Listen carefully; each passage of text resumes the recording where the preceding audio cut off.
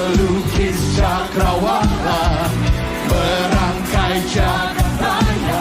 Katakan alam semesta, Dia yang memiliki kehidupan kita. Katakan pemilik kehidupan yang sanggup menyelamatkan. Dialah jalan, hanya Yesus jalan kebenaran. Angkat kedua tangan Bapak Ibu Saudara, katakan kami rindukan kuasa lawan. Everybody, kebangkitan pasti terjadi. Sama-sama. Oh, oh, oh. Katakan berkata, Tuhan kan berkuasa saat hati. Sebab Kau sertaku, tak usah ku bimbang, Kau di dalamku, tak usah ku cemas, Kau penghiburku. Saat ku lemah, Kau kuatku. Semuanya ku nyanyi haleluya, ku nyanyi haleluya. Sungguh Kau hebat, ajaib perkasa, perbuatanmu.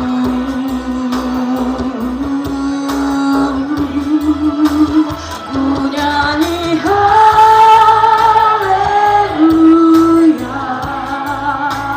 ku nyanyi haleluya.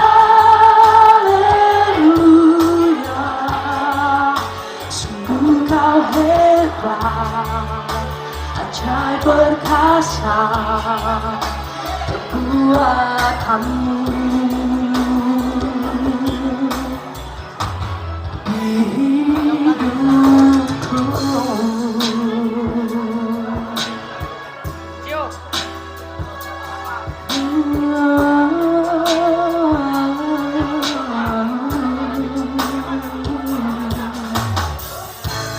Bapakku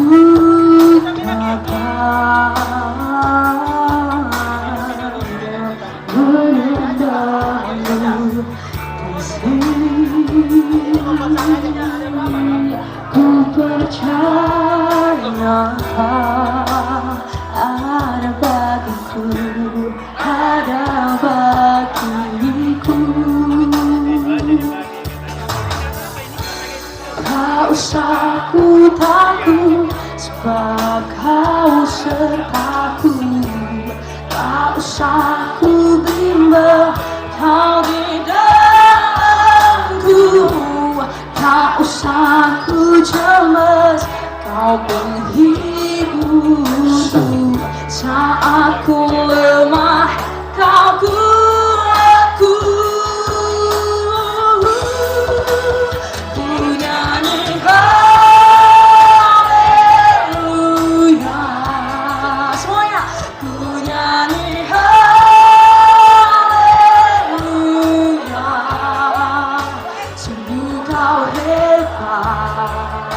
Ajaib perkasa, perbuatanmu.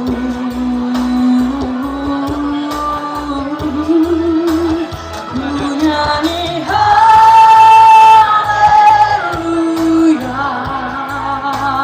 ku nyanyi haleluya.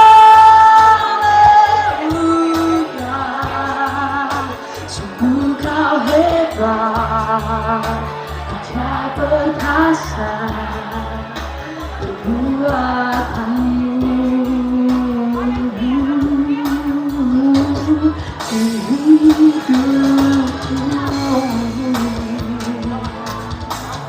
Terima kasih.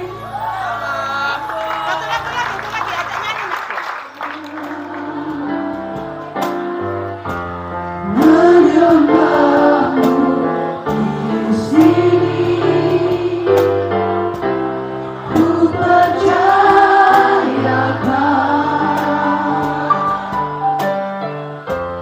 ada bagiku.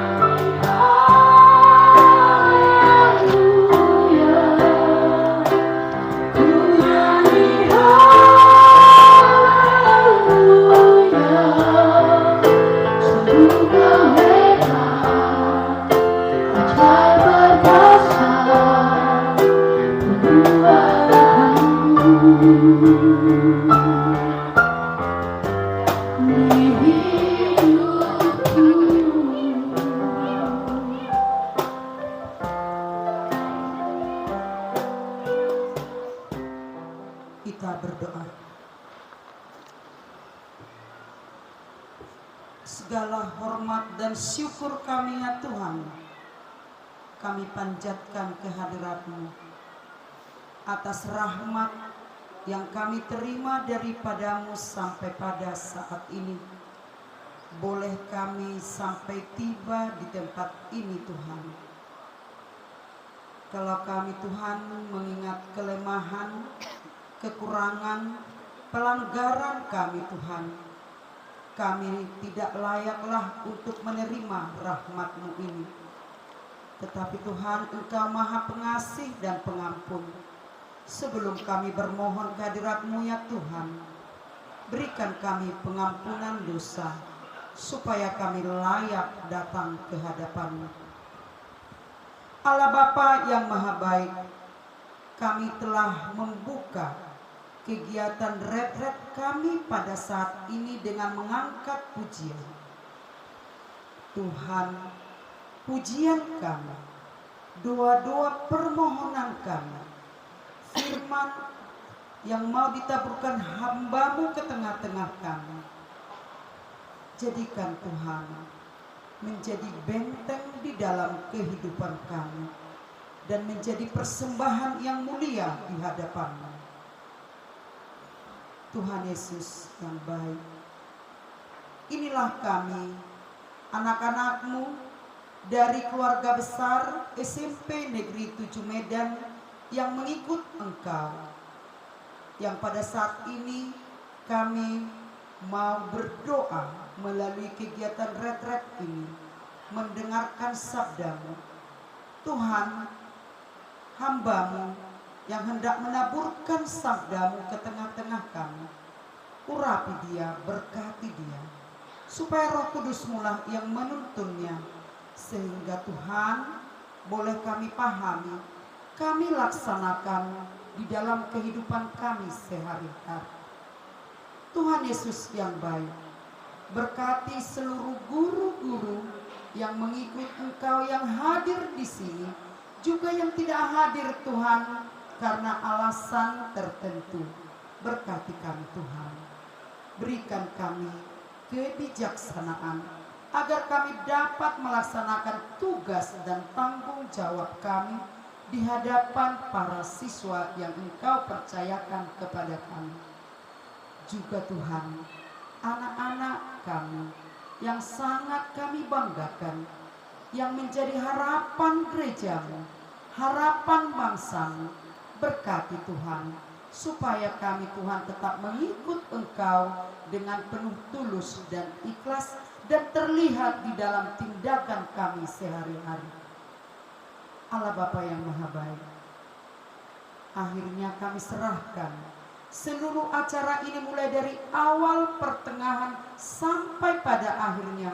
Kuasa Roh Kudus mula yang berkumandang, yang kami terima, sehingga kami Tuhan boleh menikmati tempat ini dengan penuh sukacita, dan kembali kami ke tempat kami Tuhan dengan tidak kurang sesuatu apapun.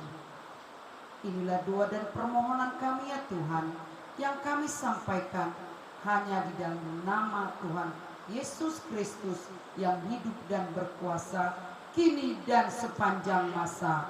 Amin. Shalom semuanya. Anak kelas 7. Shalom semuanya.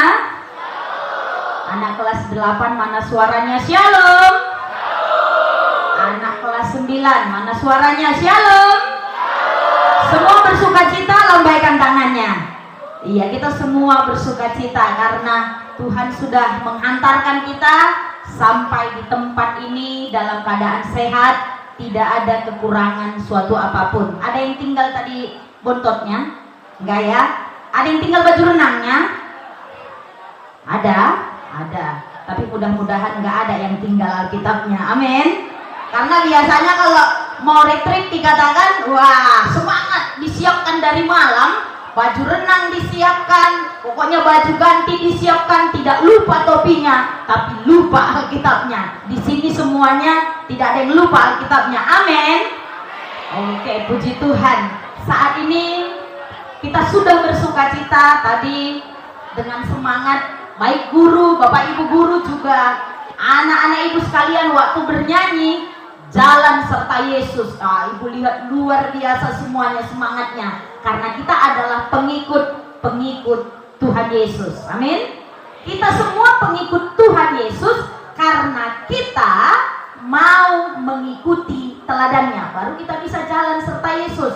Kalau tidak mengikuti teladannya tentu nggak bisa. Itu sebabnya tema firman Tuhan yang disampaikan kepada saya untuk boleh disampaikan bagi kita saat ini, menjadi seperti Yesus. Apa temanya?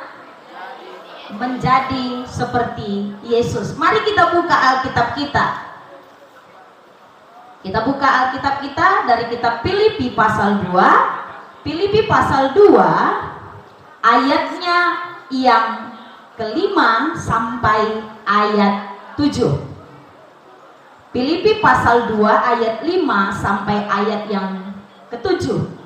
Kitab Filipi perjanjian baru atau perjanjian lama ya? Lama kali ya. Oh baru, yakin? Yakin? Oke, kita akan membacanya. Ibu minta kelas 7 membacakan ayat 5, kelas 8 ayat 6, kelas 9 ayat 7. Jadi biar kelihatan mana yang paling banyak bawa Alkitab, akan terdengar dari suaranya. Semua sudah dapat ayatnya, amin. Yang nggak bawa Alkitab sudah pasti aman. Kenapa? Nggak akan kelihatan apalagi kedengaran suaranya gitu. Tapi nggak apa-apa. Yang tidak bawa, cobalah melirik ke sebelah kanan atau kirinya. Nah kalau yang di sebelah kanan atau kirinya juga nggak punya Alkitab, senggol lagi ke sebelahnya. Kalau di sebelahnya juga nggak ada kitab suci atau handphone sucinya, udah kebangetan. Kenapa? Masa udah sama-sama nggak bawa Alkitab, duduknya ngumpul pula gitu ya kan? Maunya kalau udah nggak bawa ya berbagilah, duduk dengan yang punya gitu ya. Oke, mulai dari ayatnya yang ke-5, kelas 7, 2, 2, 3 ya.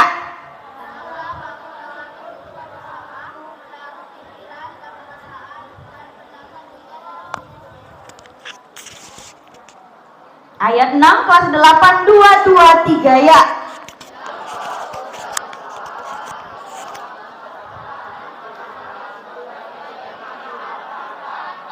Ayat 7 kelas 9, 2, 3 ya.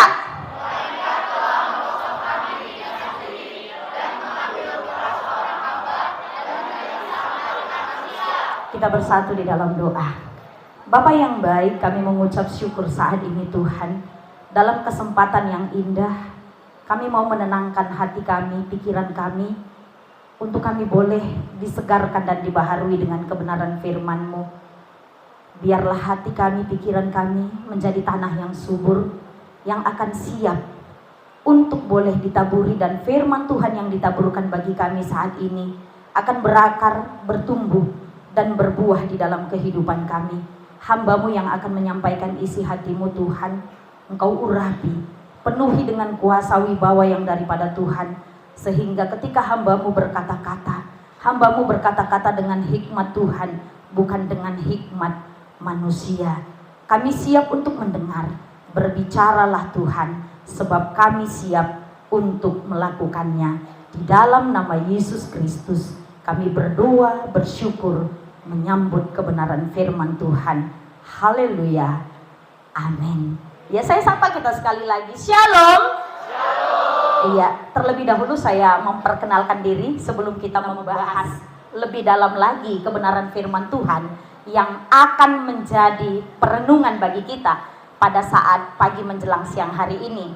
Nama Ibu Pendeta Dina Philadelphia Boru Sembiring. Saya Breginting. Bagi kalau orang Karo tahu dia itu langsung Breginting gitu ya kan. Nah, saya sudah menikah.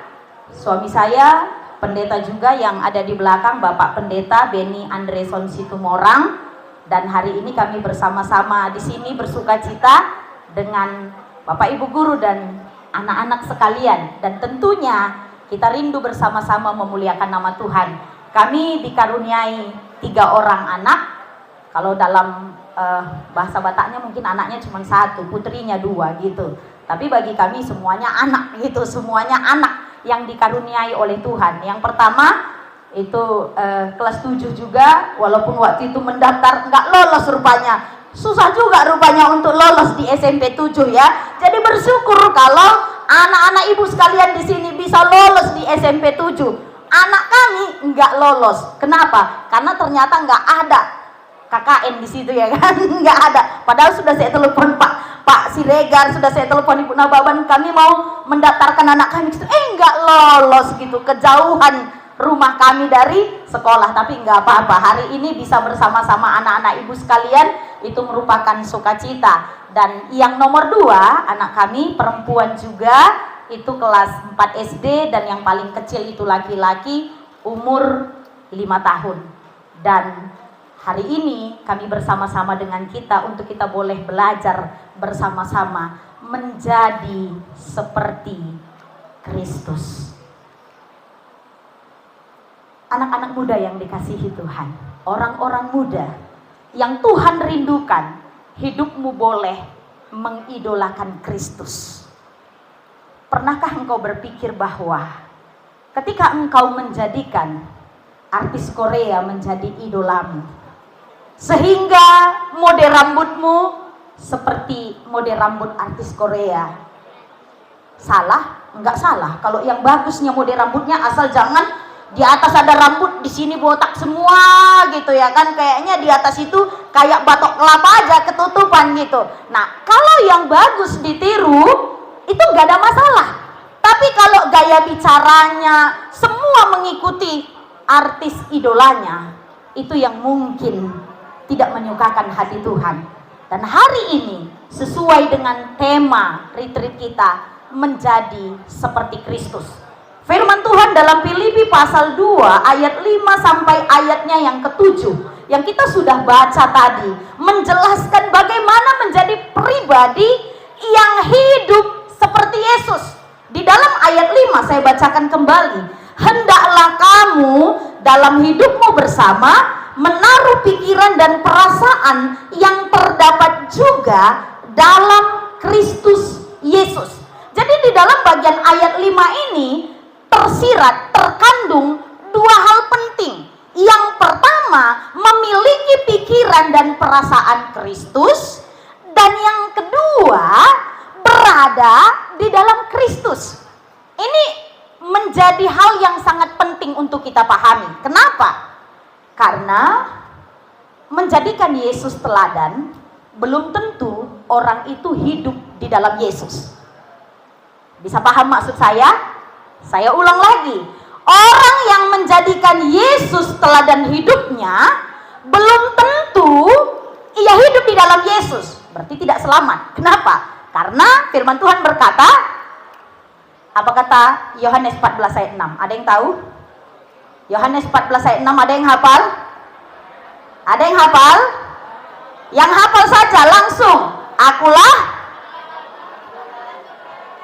Iya, kata Yesus kepadanya, akulah jalan dan kebenaran dan hidup. Artinya apa? Untuk bisa beroleh keselamatan harus berada di dalam Kristus. Nah, orang yang menjadikan Kristus teladan dalam hidupnya belum tentu berada di dalam Kristus. Tetapi orang yang berada di dalam Kristus, catat baik-baik, orang yang berada di dalam Kristus seharusnya meneladani Yesus. Namun yang terjadi seperti apa yang dikatakan oleh Mahatma Gandhi. Mahatma Gandhi ini adalah seorang tokoh yang memperjuangkan kemerdekaan India dengan jalan damai.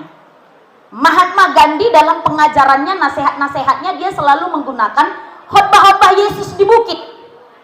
Khotbah Yesus di bukit itu dalam Matius 5 sampai Matius 7. Itu khotbah Yesus di bukit. Dikatakan berbahagialah orang yang miskin, berbahagialah orang yang berduka cita. Dia menyampaikan nasihat dengan mengutip perkataan-perkataan atau ajaran-ajaran Yesus. Sehingga suatu hari ia bertemu dengan seorang misionaris dari Amerika. Dan ketika ia bertemu dengan misionaris yang selalu mendengar nasihatnya bertanya, ketika engkau menggunakan pengajaran Yesus dalam pengajaranmu, apakah engkau sudah menjadi seorang Kristen? Dia katakan tidak. Kenapa engkau tidak menjadi orang Kristen padahal engkau meneladani Yesus dalam hidupmu? Engkau sudah mengajarkan pengajaran Yesus. Tapi Mahatma Gandhi dengan tersenyum berkata kepada misionaris tersebut, saya suka dengan Yesusmu, tapi saya tidak suka dengan orang Kristenmu. Kasihan sekali ya. Kenapa? Kenapa Mahatma Gandhi berkata, saya suka dengan Yesusmu, bukan hanya dengan pengajarannya, tetapi juga dengan pribadinya. Tapi saya tidak suka dengan orang Kristenmu. Rupanya suatu hari Mahatma Gandhi pernah berada di negara Afrika dan pergi ke sebuah gereja. Dan ketika dia mau masuk ke dalam gereja, penerima tamu di depan menyambut dengan kasar dan ketus dan berkata, siapa kau? Mau ngapain kau kemari? Dan dikatakan, orang kafir tidak boleh masuk ke gereja. Wah, dia katakan, saya kecewa sekali. Saya kan mau datang kepada Tuhan Yesus, tapi malah orang Kristen sangat mengecewakan saya. Anak-anak muda yang dikasihi Tuhan, anak-anak remaja, engkau adalah tiang-tiang gereja. Engkau adalah aset dalam pekerjaan Tuhan. Bagaimana? Apakah engkau hidup di dalam Kristus dan sekaligus mengikuti teladannya? Atau seperti yang dikatakan oleh Mahatma Gandhi tadi, dia senang dengan pengajaran Kristus, dia senang meneladani Yesus, tapi dia tidak suka dengan orang Kristen. Bahkan dia katakan, seandainya orang Kristen hidup seperti Yesus, kata Mahatma Gandhi, saya bisa pastikan seluruh India akan menjadi orang Kristen. Tapi yang menjadi persoalannya, orang Kristen hidupnya tidak seperti Yesus. Tapi saat ini Tuhan rindu kita semua, mau kelas 7, kelas 8, kelas 9, Bapak Ibu guru, bahkan kami, Bapak Ibu pendeta juga, Tuhan rindukan setelah kita ada di dalam Kristus, kita pun meneladani kehidupan Kristus. Jangan seperti apa yang dialami oleh Mahatma Gandhi ketika bertemu dengan orang Kristen, malah orang Kristen membuat hatinya terluka. Jadi mulai hari ini kita harus belajar. Yang pasti yang pertama tadi dikatakan harus ada di dalam Kristus. Jadi dua ini nggak boleh dilupakan. Harus berada dalam Kristus. Saya mau tanya, anak kelas 7, sudahkah engkau berada di dalam Kristus? Amin. Kurang kencang kayaknya. Kayaknya yakin nggak yakin? Udah belum ya gitu. Anak kelas 7, sudahkah engkau berada di dalam Kristus? Amin. Anak kelas 8, sudahkah engkau berada dalam Kristus? Amin. Anak kelas 9, sudahkah engkau berada dalam Kristus? Amin. Berada di dalam Kristus. Apa yang membuktikan bahwa kita sudah berada dalam Kristus? Kan itu. Apakah ketika saya menggunakan kalung salib, saya sudah berada dalam Kristus? Jawabannya tidak. Apakah karena saya sudah dibaptis, Saya sudah ada di dalam Kristus? Tidak. Itu bukan menjadi jaminan. Apakah karena orang tua saya sintua ataupun pendeta, saya sudah ada di dalam Kristus? Tidak. Bukan itu yang menjadi jaminannya. Siapa yang mengaku dengan mulut, percaya dalam hati, menerima Yesus sebagai Tuhan dan Juru Selamat, dia sadar dia orang berdosa. Tuhan, aku ini orang berdosa. Tuhan, aku ini enggak layak. Ampuni aku Tuhan, aku mengundang Engkau sebagai Tuhan dan Juru Selamat dalam hidupku. Disitulah saatnya kita sekalian ada di dalam Kristus. Kenapa? Kristus hidup di dalam hidup kita. Maka dalam nyanyian kita bernyanyi, hidupku bukannya aku lagi, tapi Yesus dalamku. Sama-sama, hidupku bukannya aku lagi, tapi Yesus dalamku. Yesus hidup, Yesus hidup dalamku. Hidupku bukannya aku lagi, tapi Yesus dalamku. Setelah kita mengundang Dia sebagai Tuhan dan Juru Selamat dalam hidup kita, baru kita masuk ke langkah kedua. Langkah kedua itu apa? Meneladani Kristus Yesus. Teladan apa yang Tuhan ajarkan bagi kita lewat Filipi pasal 2 ayat 5 sampai ayatnya yang ke-7. Bahkan mungkin nanti kita akan lihat ke dalam ayat sebelumnya dan ayat sesudahnya. Yang pertama, mari kita lihat teladan apa yang Tuhan Yesus berikan kepada kita di dalam ayatnya yang ke-6. Kita baca sama-sama biar konsentrasi kembali. 2, 2, 3 ya. Yang walaupun dalam rupa Allah, tidak menganggap kesetaraan dengan Allah itu sebagai milik yang harus dipertahankan. Firman Tuhan berkata, Yesus yang walaupun setara dengan Allah, tidak mempertahankan haknya sebagai Allah. Artinya apa? Yesus mau mengajar kita sebagai orang-orang yang sudah ada di dalam Dia, ada di dalam Kristus, untuk tidak mempertahankan hak milik kita. Artinya apa? Jangan menjadi orang yang mementingkan diri sendiri. Ayat 4 dikatakan, dan janganlah tiap-tiap orang hanya memperhatikan kepentingannya sendiri, tetapi kepentingan orang lain juga. Bukankah di rumah kakak beradik, abang beradik berkelahi hanya gara-gara mempertahankan hak? Sering sekali begitu ya. Abang ini terus-terusannya, aku terus disuruhnya mengalah. Padahal dari kata-katanya aja udah nggak ngalah kan gitu, udah langsung nyerang. Kalau udah ribut di rumah, biasanya mama-mamanya, ibu-ibunya udah langsung gitu. Kenapa? Karena masing-masing anak mempertahankan haknya. Anak-anak ibu begitu, ya. Kadang-kadang sama yang 5 tahun pun, yang SMP sulit dia ngalah. Kenapa? Dikatakan, mama ini ya, sikit-sikit disuruh ngalah, mentang-mentang dia masih kecil. Jadi maksudmu mau kau banting dia kan gitu, mau kau banting dia. Artinya hanya gara-gara misalnya tadi ini masing-masing sudah ada jatah. Nah, adik yang kecil suka sekali usil, cepat-cepat dimakannya, habis punya dia, diminta punya kakaknya. Kakak-kakaknya sambil selfie dulu kan, makan, ya sambil ceklak-ceklik ya. Adiknya udah habis duluan. Begitu diminta, kan tadi udah, masing-masing kan kita punya. Akhirnya kelihatanlah si ibu jadi tidak adil kan, karena dibilang, makanya cepat makan supaya adikmu jangan kehabisan duluan, bagi. Di situ langsung, nggak adil mama ini. Di mana letak tidak adilnya? Tadi kan sudah dibagi rata. Nah sekarang, apakah kita mempertahankan hak masing-masing? Di kelas, kenapa sering terjadi pertengkaran dengan teman, padahal teman sekelas? Kenapa tumbuk-tumbukan? Hanya gara-gara kursi. Beberapa waktu yang lalu, keponakan saya yang masih kelas 6 SD, hanya gara-gara kursi, ditarikkan kawannya, jatuh. Sampai harus berobat nih pinggangnya. Kenapa? Ya karena usil, merasa haknya diganggu orang lain, bertahan, akhirnya teman menarik. Nah ini yang sering terjadi, apalagi anak-anak remaja. Jangan bilang aku baru sembiring, ya kan? Kalau nggak kuhabisi dia, kenapa? Selalu saja kita mempertahankan hak, tapi Tuhan Yesus nggak mempertahankan haknya. Suatu hari seorang kakek yang tinggal di pedesaan dengan istrinya, sudah pasti nenek ya, nggak mungkin anak remaja istrinya kan. Nah jadi dia menanam pohon pepaya. Tahu pepaya? Kates.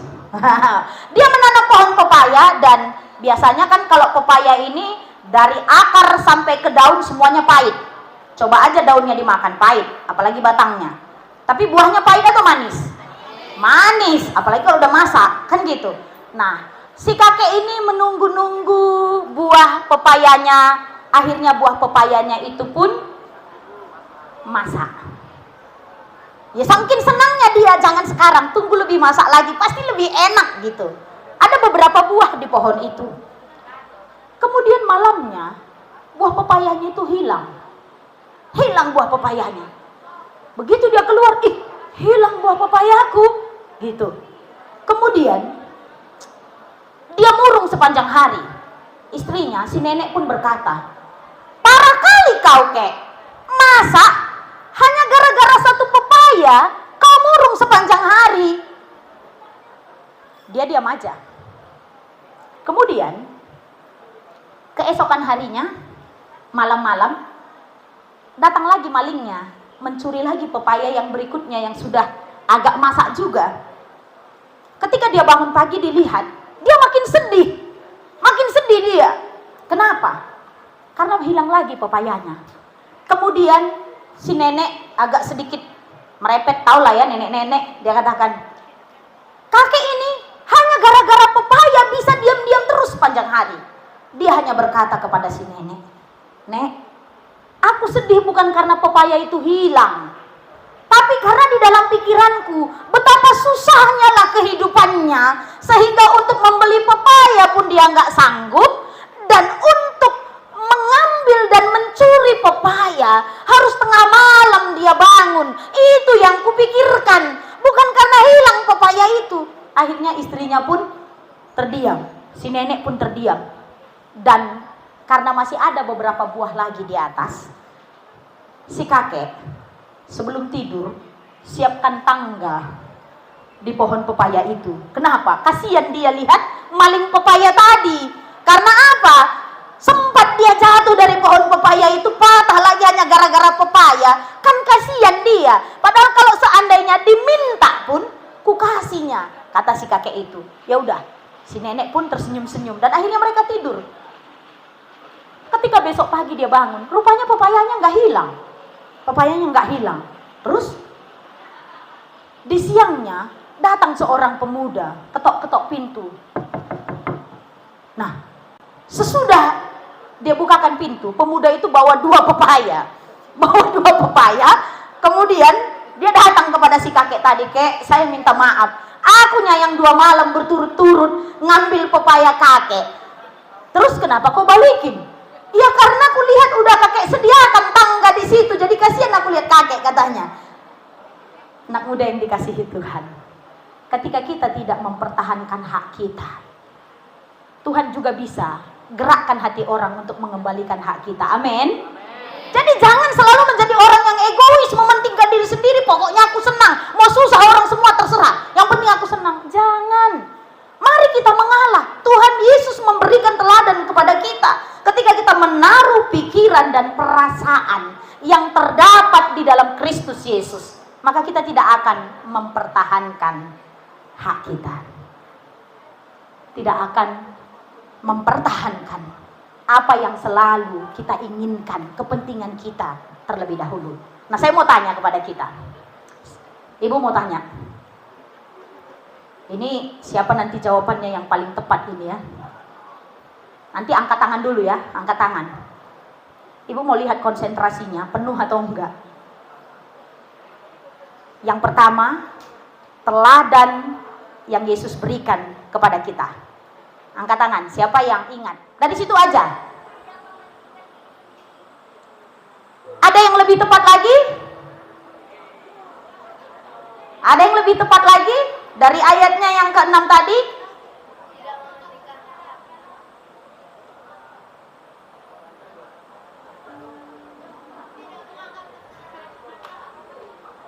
Yang lebih tepat yang Ibu sebutkan tadi. Tidak apa tadi? Oke, siapa namanya anakku? Immanuel, marga apa? Hah? Limbong. Wah, Immanuel Limbong. Tepuk tanganlah untuk Immanuel. Tidak mempertahankan hak. Tidak hanya sekedar hafal ya, tapi harus dilakukan. Tidak mempertahankan hak milik kita. Gitu loh. Tapi memang dalam tidak mempertahankan hak milik tadi, ya tidak mementingkan diri sendiri, itu di dalamnya. Kemudian kita lihat yang kedua, teladan apa yang Tuhan Yesus berikan di dalam ayatnya yang ke-7? Melainkan telah mengosongkan dirinya sendiri dan mengambil rupa seorang hamba dan menjadi sama dengan manusia. Kristus menghambakan dirinya. Kristus menghambakan dirinya. Nah, yang kedua, kita perlu meneladani kehambaan Kristus. Dia yang adalah Allah mengambil rupa seorang hamba menjadi sama dengan manusia, merendahkan diri bahkan sampai mati di kayu salib. Dia menghamba. Dia berkata, "Aku datang untuk melayani, bukan untuk dilayani." Saya mau tanya, mana lebih enak, dilayani atau melayani? Dilayani. Lebih enak jadi pembantu atau punya pembantu? Lebih enak punya pembantu daripada jadi pembantu. Makanya kalau anak-anak remaja disuruh orang tuanya, pembantu aja aku. Asal disuruh lebih dari 2-3 pekerjaan satu hari, banyak tugasku, macam pembantu aja pun aku di rumah ini. Kristus menghambakan diri. Dia menjadi hamba. Bahkan dia rela membasuh kaki siapa? Membasuh kaki murid-muridnya. Apakah hanya murid-muridnya yang baik saja yang dibasuh kakinya? Siapa yang mengkhianati dia? Oh, Yudas. Kok nunjuknya ke sini Yudas, enggak di sini Yudasnya. Siapa yang mengkhianati Yesus? Yudas Iskariot. Yesus basuh enggak kakinya? Siapa yang menyangkal Yesus? Simon Petrus. Berapa kali? 3 kali. Padahal dia yang baru janji. Simon Petrus baru janji. Dia katakan, "Sekalipun semua angkatan ini meninggalkan engkau, aku tidak akan meninggalkan engkau," kata Simon Petrus. Tapi begitu Yesus ditangkap, dia potong telinga Malkus dan Tuhan Yesus bilang, "Sarungkan pedangmu." Bukan seperti itu kerajaanku, kata Tuhan Yesus. Dia sarungkan pedangnya, dia pun mandele. Tahu mandele? Lemas dia. Dan akhirnya dia ikut-ikut juga dari belakang waktu Yesus dibawa ke hadapan Pontius Pilatus, ke hadapan Herodes. Dia ikut juga memang dari belakang. Tapi seorang hamba berkata, "Bukankah ini salah satu dari muridnya?" Enggak, aku enggak kenal dia. Kemudian ada lagi prajurit yang berkata, "Kayaknya ini salah satu dari orang yang selalu mengikut Yesus." Dia mulai menyangkal, bukan hanya berkata tidak mengenal, malah mengutuk. Dia mengutuk. Dan yang ketiga kali ditanya, "Oh ini bener, ini mirip, tahu aku ini yang selalu." Enggak. Dia lebih dalam lagi mengutuk. Tapi Tuhan Yesus membasuh kakinya. Padahal Tuhan Yesus tahu loh, dia akan menyangkal. Kan udah ditegur waktu pesta perjamuan malam. "Petrus, gak usah banyak kali cakapmu, gak usah banyak kali ceritamu. Malam ini sebelum ayam berkokok 3 kali kau sangkal aku." Tapi Tuhan Yesus tetap membasuh kakinya. Ini tanda kehambaan yang dimiliki oleh Yesus Kristus. Anak-anak yang dikasihi Tuhan, remaja kebanggaan gereja, kebanggaan sekolah, terlebih kebanggaan orang tua dan kebanggaan di hadapan Tuhan. Tuhan mencari orang yang mau menghambakan diri kepadanya. Orang yang menghambakan diri kepada Tuhan, hidupnya akan diberkati oleh Tuhan. Jadi tetaplah menjadi pribadi yang menghambakan diri. Sesungguhnya kita ini hamba Tuhan. Sama seperti Maria, ketika malaikat berkata, engkau akan mengandung dan melahirkan seorang anak laki-laki. Apa kata Maria? Jawaban Maria apa? Apa jawaban Maria? Sesungguhnya aku ini hamba Tuhan. Jadilah kepadaku seperti yang engkau katakan. Yang kedua tadi. Siapa yang ingat? Apa yang mau kita teladani dari Kristus? Yang kedua. Halo? Halo? Masih nyambung? Masih nyambung? Ya, silakan. Siapa yang masih ingat? Hah? Teladan apa? Teladan apa? Saya ulang lagi dari awal, silakan. Meneladani sikapnya yang mana itu? Rendah hati. Halo. Yang kedua, kita ulang. Wah, diulang, nanti diulang terus jadi sampai sore kita ini. Coba konsentrasi ya, coba konsentrasi. Di dalam ayat yang ke-7, melainkan telah mengosongkan dirinya sendiri dan mengambil rupa seorang, apa itu? Yang kedua, silakan. Merendahkan diri. Iya, menghambakan diri. Siapa namanya anakku? Jennifer. Boru Tarigan. Oke. 2. Mudah-mudahan ada nanti berkat istimewa bagi yang mendengar, karena firman Tuhan berkata ya kan, berbahagialah orang yang mendengar dan melakukan firman Tuhan. Kemudian kita lihat yang ketiga, di dalam ayatnya yang ke-8, dan dalam keadaan sebagai manusia ia telah merendahkan dirinya dan taat sampai mati, bahkan sampai mati di kayu salib. Yang ketiga baru merendahkan diri. Kecepatan tadi, belum lagi disampaikan udah tahu. Hebat memang, hebat ya kan, hebat. Anak-anak SMP 7 ini is the best, luar biasa. Yang belum disampaikan udah tahu mereka, tapi yang lucunya yang udah disampaikan nggak tahu kan gitu. Makanya mungkin istilahnya begini, banyak tahu banyak lupa. Nggak ada kita tahu, nggak ada yang lupa. Betul apa betul? Nah, jadi banyak belajar banyak lupa, nggak banyak belajar nggak ada yang dilupakan. Kalau begitu kesimpulannya tidak usah. Jadi apa kita? Jadi apa kita? jadi itulah itu jadi-jadian ya kan. Yang terakhir, merendahkan diri, sikap kerendahan hati. Itulah yang perlu kita teladani dari Kristus. Dia tetap rendah hati, sekalipun ia adalah Tuhan, dia juru selamat. Ketika dicaci maki, dia tidak balas dengan caci maki. Ketika dianiaya, sebenarnya kan tinggal bilang mati sebenarnya.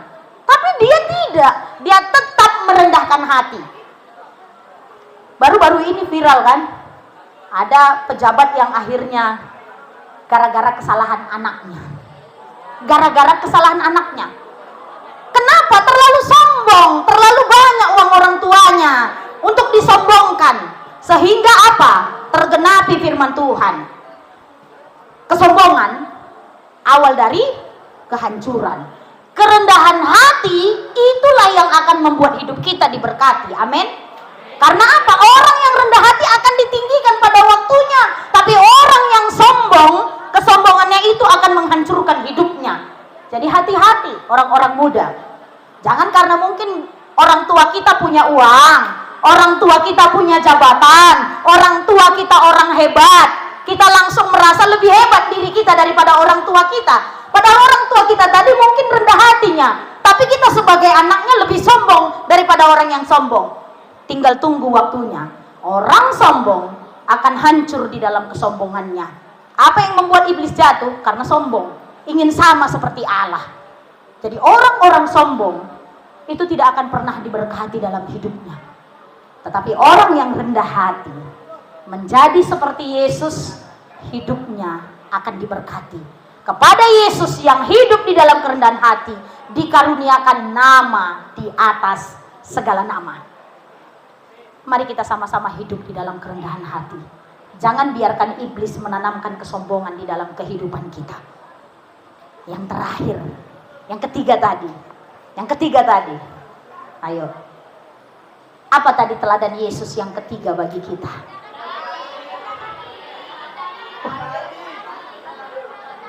Baru konsentrasinya ya. Baru konsentrasinya. Angkat tangan. Semuanya angkat tangan ini, Bu. Bagaimana ini? Oke. Sekarang semuanya sudah dapat ya. Apa tadi? Merendahkan hati atau rendah hati. Karena sombong itu dosa. Sombong itu dosa. Sombong itu dosa. Anak Tuhan gak boleh sombong, harus tetap rendah hati. Ibu punya pertanyaan yang ketiga, tapi ini terbalik. Angkat dulu tangannya, siapa yang yakin bisa menjawab, baru ibu kasih pertanyaan. Ayo angkat tangannya. Pertanyaannya pasti gak susah. Angkat dulu tangannya. Ini pasti paling gampang, makanya harus yakin angkat tangan.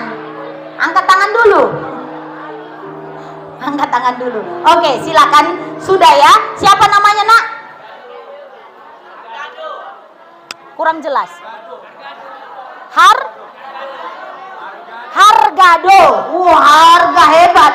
Mahal berarti ya? Iya, mahal ini. Pertanyaan Ibu, dari mana nats firman Tuhan kita hari ini?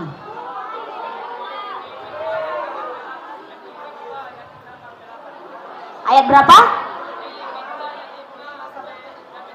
Oke, tepuk tangan buat Hargado. Benar-benar harga ya kan? Hebat. Oke. Pertanyaannya bagaimana? Bagaimana supaya kita bisa meneladani Kristus? Itu yang pertama tadi Bu sampaikan. Silakan. Percaya siapa? Percaya pada Yesus. Ada yang lebih tepat? Ada yang... Oke, siapa namanya, Nak? Siapa? Lis Cahayani. Oke, Lis Cahayani. Tepuk tangan buat Lis Cahayani. Harus berada di dalam Kristus. Satu lagi.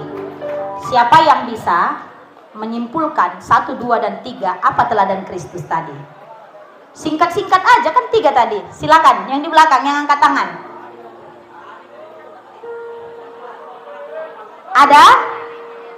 Ada 3 saja tadi, 3 saja, nggak sampai 102. Berdiri. Siapa yang bisa? Oke, silakan berdiri. 3 ya.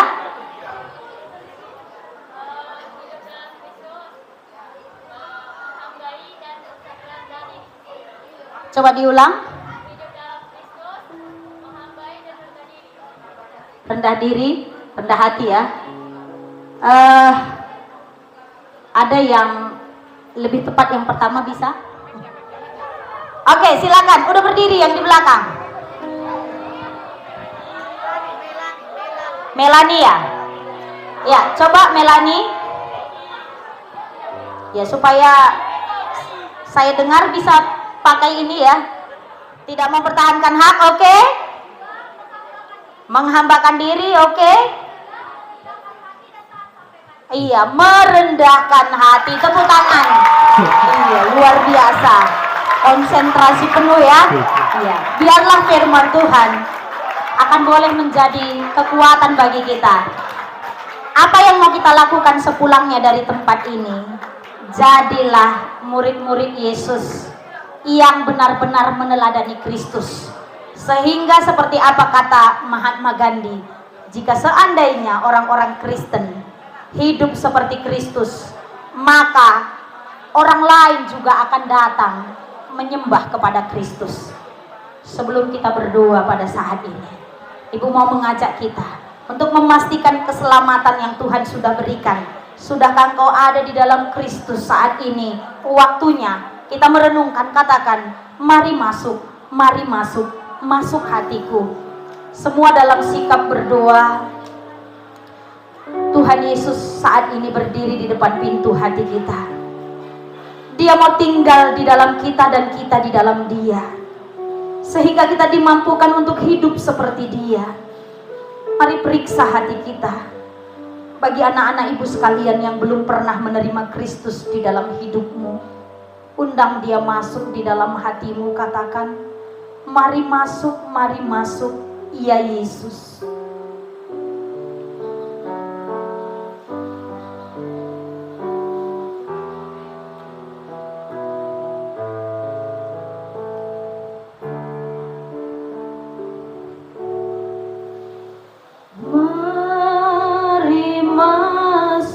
Mari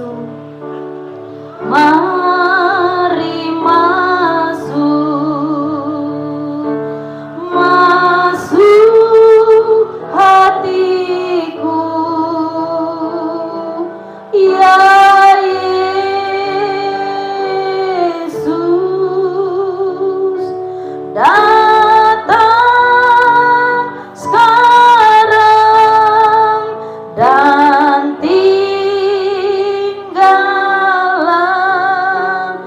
dalam hatiku, ya Yesus. Sekali lagi katakan, mari masuk. Mari masuk, mari masuk. Mari masuk. Masuk hatiku, ya Yesus, datang sekarang dan tinggallah dalam hatiku, ya Yesus. Sementara musik terus mengalun, mari anak-anak ibu pastikan bahwa hari ini engkau menyadari engkau adalah orang-orang berdosa.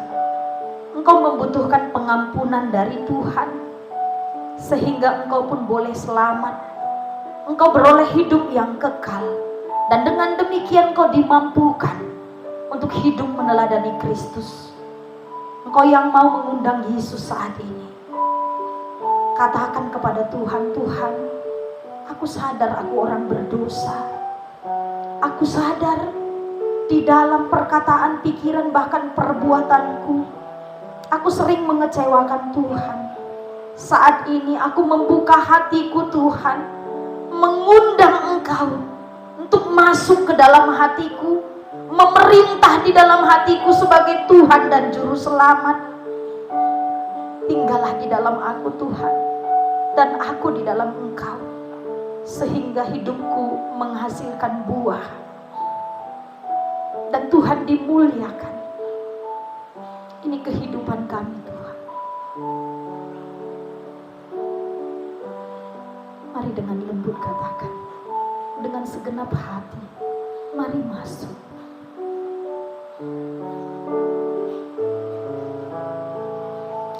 Mari masuk, mari masuk. Mari masuk, masuk hatiku, ya Yesus,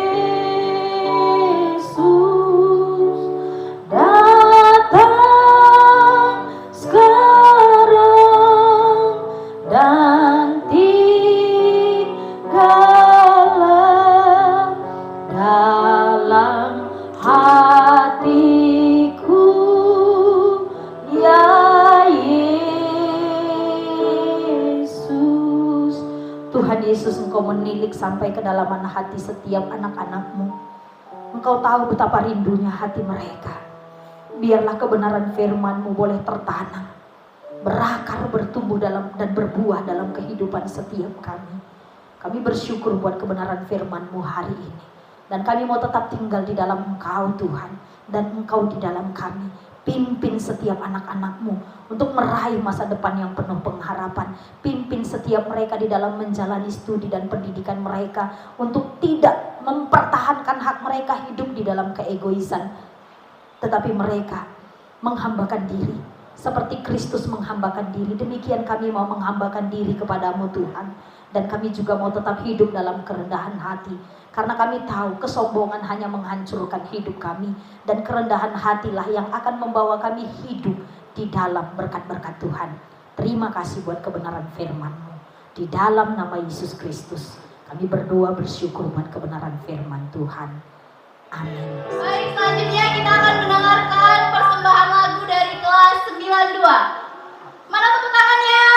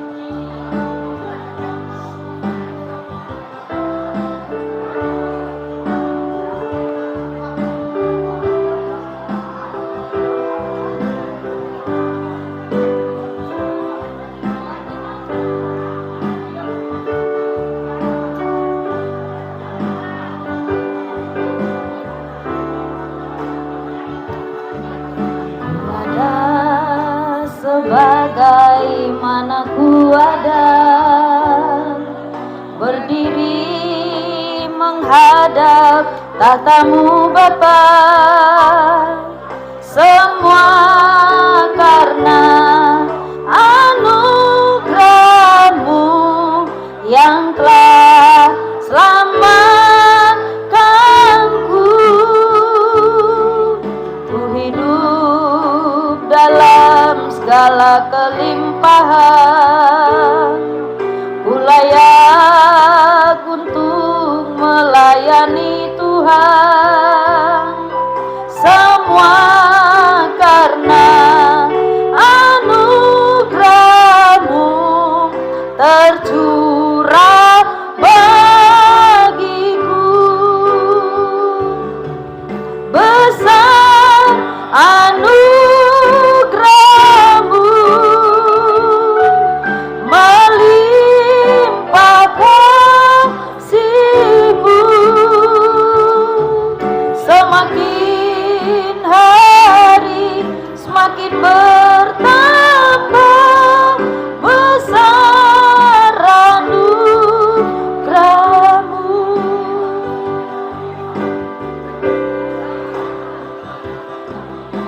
Ada sebagaimana ku ada berdiri menghadap tahtamu Bapa, semua karena anugerah-Mu yang telah selamatkanku. Ku hidup dalam segala kelimpahan, ku layak untuk melayani Tuhan. Semua karena anugerah-Mu tercurah bagi kita. Semuanya bangkit berdiri karena kita akan mengakhiri ibadah kita. Besar anugerah-Mu, berlimpah kasih-Mu, berlimpah kasih-Mu, semakin hari semakin bertambah besar anugerah-Mu. Kita bersatu di dalam doa. Sungguh kami bersyukur Tuhan, anugerah-Mu sungguh besar dalam hidup kami. Oleh karena anugerah-Mu lah kami beroleh keselamatan. Dan kalau kami ada sebagaimana kami adanya hari ini Tuhan, itu semua bukan karena kuat dan gagah kami, tapi semuanya karena kemurahan Tuhan. Kami boleh beribadah bersama-sama. Biarlah setiap pujian yang kami naikkan itu berkenan di hati Tuhan. Dan kami juga telah dengar-dengaran akan kebenaran firman Tuhan. Biarlah kiranya firman-Mu termaterai di dalam hidup kami, sehingga kami yang datang ke tempat ini tidak akan sama ketika kami pulang. Sebab di tempat ini kami mengalami pemulihan dan perubahan ajaib terjadi atas hidup kami. Sebab Kristus ada di dalam hidup kami, dan kami pun akan berjalan bersama dengan Kristus menjalani hari-hari kami selanjutnya. Dan kami juga bersyukur Tuhan, kalau kami juga telah menyaksikan beberapa tampilan dari anak-anak-Mu, biarlah itu juga semuanya menyenangkan hati Tuhan. Bapa yang baik, kami juga membawa sebagian dari berkat Tuhan yang Tuhan sudah titipkan bagi kami sebagai persembahan dan ucapan syukur. Kiranya Tuhan berkenan atas persembahan kami. Engkau membalaskan berkat-Mu berlipat ganda, 30, 60, bahkan 100 kali lipat. Dan saat ini Bapa, kami juga datang menaikkan seruan doa dan permohonan kami. Hamba berdoa menyerahkan setiap anak-anak-Mu kelas 7, 8, memberkati mereka di dalam proses pendidikan. Berikan mereka hikmat bijaksana. Jadikan mereka anak-anak yang takut akan Tuhan, sehingga masa depan yang penuh pengharapan menjadi milik bagian mereka. Bahkan terkhusus kami berdoa untuk anak-anak kami kelas 9 yang akan mempersiapkan diri untuk mengikuti ujian, sehingga mereka juga boleh lulus memasuki jenjang pendidikan pendidikan yang lebih tinggi. Biarlah kiranya Tuhan menolong mempersiapkan setiap anak-anak-Mu di dalam menghadapi ujian. Kami juga berdoa Tuhan, menyerahkan orang tua dari anak-anak-Mu dimanapun mereka berada pada saat ini. Ketika mereka bekerja, biarlah mereka bekerja dengan kekuatan yang daripada Tuhan. Berkat Tuhan melimpah atas kehidupan mereka, sehingga mereka juga menjadi orang tua yang berhasil untuk mendidik dan membesarkan anak-anak yang Tuhan titipkan di tengah-tengah keluarga mereka. Terima kasih Bapa yang baik. Kami juga berdoa pada saat ini, menyerahkan seluruh guru-guru kami yang hadir bersama pada saat ini. Biarlah kiranya Tuhan yang memberkati di dalam kesehatan, keluarga juga Tuhan yang senantiasa memberkati. Bahkan untuk apapun yang menjadi kerinduan dan harapan para guru-guru ini ke depannya, biarlah Tuhan yang campur tangan, yang merealisasikan setiap kerinduan itu. Dan tidak lupa kami juga berdoa Tuhan untuk kepala sekolah, guru, bahkan seluruh staf yang tidak bersama dengan kami juga pada saat ini. Biarlah dimanapun mereka berada Tuhan juga yang memberkati. Kerinduan hati kami Tuhan, Engkau terus memberkati SMP 7 untuk menjadi berkat bagi kota Medan. Lewat sekolah ini anak-anak boleh dididik, anak-anak boleh dilatih menjadi orang-orang yang pintar, menjadi orang-orang yang sungguh-sungguh menjalankan kehidupan mereka. Dan biarlah lewat sekolah ini kota Medan pun boleh terberkati. Terima kasih Tuhan Yesus yang baik. Dan kami juga menyerahkan seluruh aktivitas dan kegiatan kami selanjutnya selama di tempat ini. Biarlah kiranya Tuhan juga yang memberkati. Kami serahkan juga seluruh pemilik pengelola yang ada di tempat ini, di Peken Tebu ini. Biarlah kiranya Tuhan juga yang memberkati, sehingga lewat tempat ini ada banyak orang-orang yang boleh bersyukur kepada Tuhan dan boleh menikmati kasih kemurahan Tuhan. Terima kasih Tuhan Yesus yang baik. Kami pun mau mengakhiri peribadahan kami pada saat ini, dan kami mau berdoa seperti doa yang Tuhan Yesus ajarkan. Sama-sama kita berdoa. Bapa kami yang di sorga, dikuduskanlah namamu, datanglah kerajaanmu, jadilah kehendak-Mu di bumi seperti di sorga.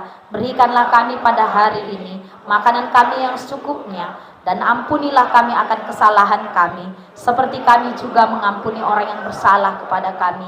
Dan janganlah membawa kami ke dalam pencobaan, tetapi lepaskanlah kami daripada yang jahat.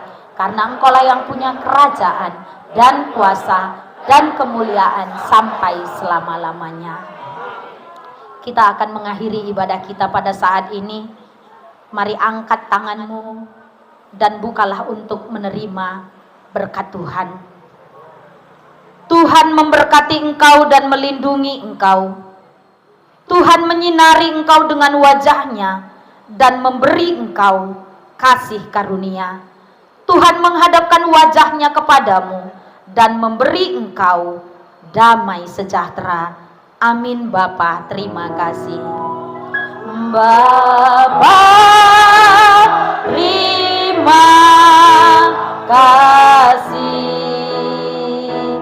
Bapa,